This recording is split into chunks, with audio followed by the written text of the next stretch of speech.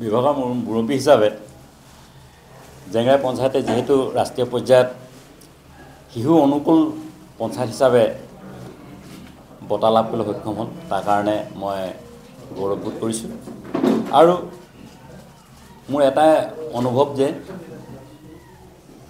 আগন্তুক সময়তো যাতে গোটেইকেইটা পঞ্চায়তে আমাৰ মাজুলী জিলাৰ পঞ্চায়তে এই প্ৰতিযোগিতা অংশগ্ৰহণ কৰক আৰু বঁটা গ্ৰহণ কৰি নিজৰ লগতে গোটেই অঞ্চলটো গৌৰৱ কৰিব। ধন্যবাদ।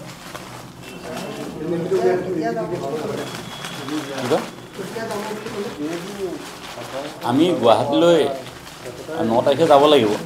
10 তাৰিখে এটা আমাৰ প্ৰশিক্ষণ অনুষ্ঠান এটা কাৰ্যসূচী হ'ব। তাৰপিছত 11 তাৰিখে বিজ্ঞান ভৱনত আমি ৰাষ্ট্ৰীয় পুৰস্কাৰটো গ্ৰহণ কৰিব লাগিব।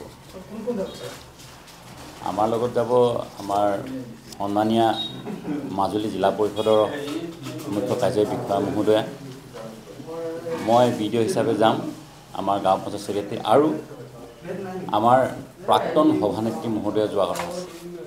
আৰু এতিয়া ইতিমধ্যে এই কথাখিনি আমি যাম বুলি কৈছোঁ, কিন্তু এতিয়া কোন মূৰকত যায়, কিন্তু আমাৰ পঞ্চায়তৰ সভাপতি, মই আৰু